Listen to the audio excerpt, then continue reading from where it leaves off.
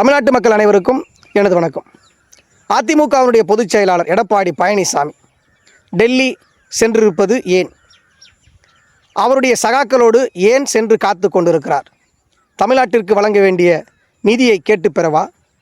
தமிழ்நாட்டிற்கான திட்டங்களுக்கு ஒப்புதல் கொடுக்காமல் இருப்பதை கேட்டு அந்த ஒப்புதலை பெறுவதற்காகவா? இல்லை எதற்காக அவர்கள் சென்றிருக்கிறார்கள் அப்படின்ற கேள்வி கேட்டதோடு குறிப்பாக தமிழ்நாட்டினுடைய ஒட்டுமொத்த உணர்வுகளையும் தமிழ்நாட்டை தொடர்ந்து வஞ்சிக்கின்ற டெல்லியினுடைய ஆதிக்கத்தையும் அதற்கு அடிபணிந்து அடிமையாக இருக்கின்ற இந்த அடிமை கூட்டத்தையும் தமிழ்நாடு ஒருபோதும் ஏற்றுக்கொள்ளாது.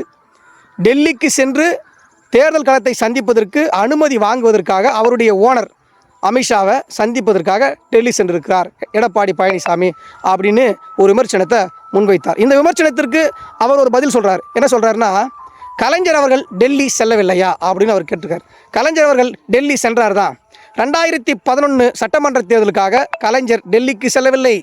சீட்டுக்காக டெல்லிக்கு கலைஞர் அவர்கள் செல்லவில்லை.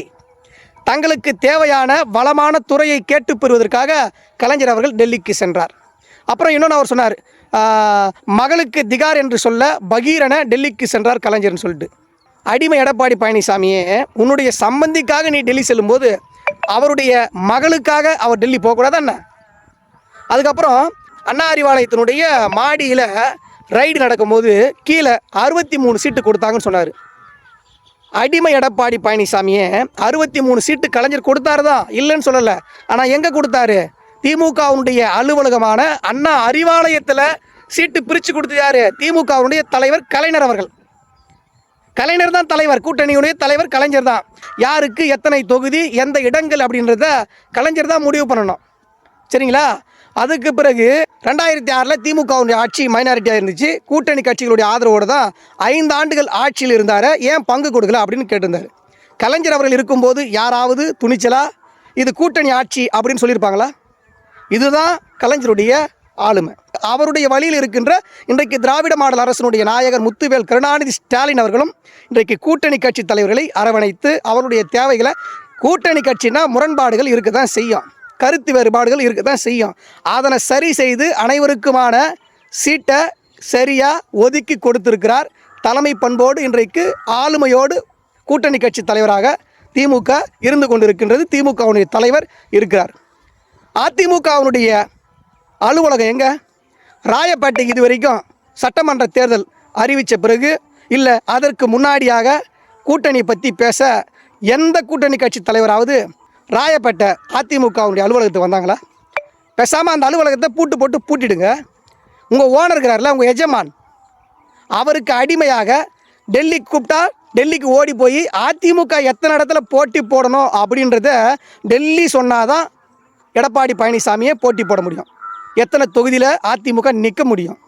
இப்படி ஒரு கேவலமான ஒரு நிலையில் அடிமையாக இருக்கக்கூடிய எடப்பாடி பழனிசாமியை உங்களுடைய கூட்டணி அறிவிக்கும் போது அமித்ஷா முன்னாடி தான் ஒரே ஒரு மைக் இருந்துச்சு. ஒரு வார்த்தை கூட உன்னை பேசவே விடலை. நீ கூட்டணி கட்சி தலைவரா? என்டிஏ கூட்டணி அப்படின்னு தான் சொல்கிறாங்க எங்கே போனாலும். அதிமுக கூட்டணி இது வரைக்கும் சொல்லலை. இன்னும் ஒரு படி என்டிஏ கூட்டணி ஆட்சி தான் தமிழ்நாட்டில் அமையும் அப்படின்ட்டு தான் எங்கே பார் சொல்கிறாங்க. உன்னால் அதை எதிர்த்து ஒரு வார்த்தை பேச முடியுதா? இல்லை உன் கட்சிக்காரங்க யாராவது பேச முடியுதா? இப்படி அவலமான என்டிஏ கூட்டணி ஆட்சி, என்டிஏ தலைமையிலான கூட்டணி அப்படின்னு சொல்லி தான் உன்னுடைய பதவி சுகத்திற்காக இன்றைக்கு டெல்லிக்கு ஓடிக்கொண்டிருக்கிற உங்களுடைய அதிமுகவின் அலுவலகமான ராயப்பேட்டைக்கு அமித்ஷாவோ மோடியோ இல்லை இங்கே இருக்கக்கூடிய கூட்டணி கட்சி தலைவர்களாக இருக்காங்களே அன்புமணி ராமதாஸோ டிடிவி தினகரனோ இன்னும் அந்த கூட்டணியில் இருக்கக்கூடியவர்கள் யாரும் ராயப்பேட்டை அலுவலகத்துக்கு வரல. அமித்ஷா எந்த ஹோட்டலில் சொல்கிறாரோ அந்த ஹோட்டலில் தான் கூட்டணி குறித்து பேச்சுவார்த்தையை நடத்துகிறீங்க. வெக்கமா இல்லையா? இப்படி அடிமையாக இருக்கின்ற, டெல்லிக்கு காவடி தூக்குகின்ற அமித்ஷாவுக்கும் மோடிக்கும் அடிமையாக இன்றைக்கு இருந்து கொண்டிருக்கின்ற அதிமுகவை அடகு வைத்திருக்கின்ற எடப்பாடி பழனிசாமி அவர்களை திமுக தலைவர், மறைந்த முதல்வர், தமிழினத்தினுடைய தலைவர், முத்தமிழ் அறிஞர் டாக்டர் கலைஞர் அவர்களை பற்றி பேச உங்களுக்கு எந்த தகுதியும் இல்லை, அருகதையும் கிடையாது. திமுகவினுடைய அலுவலகம் அண்ணா அறிவாலயம். அந்த அண்ணா அறிவாலயத்துக்கு தான் திமுக எந்த கூட்டணியாக இருந்தாலும் அண்ணா அறிவாலயத்துக்கு வந்து அங்கே தான் கூட்டணி பேசணும், அங்கே தான் தொகுதி உடன்பாடு செய்யணும். அண்ணா அறிவாலயம் தான் உட்கார்ந்த இடத்துல அண்ணா அறிவாலயத்தில் அனைத்தையும் செய்து கொண்டிருந்தவர் கலைஞர் அவர்கள்.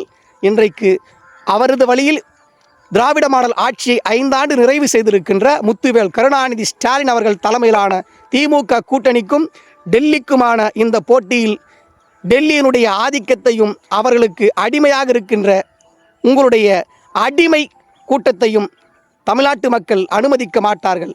தமிழ்நாடு எப்போதும் டெல்லிக்கு அவுட் ஆஃப் கண்ட்ரோல். மீண்டும் தமிழ்நாட்டின் முதலமைச்சராக முத்துவேல் கருணாநிதி ஸ்டாலின் அவர்கள்தான் வருவார். திமுக மீண்டும் 7வது முறையாக ஆட்சி அரியணையில் அமரும்.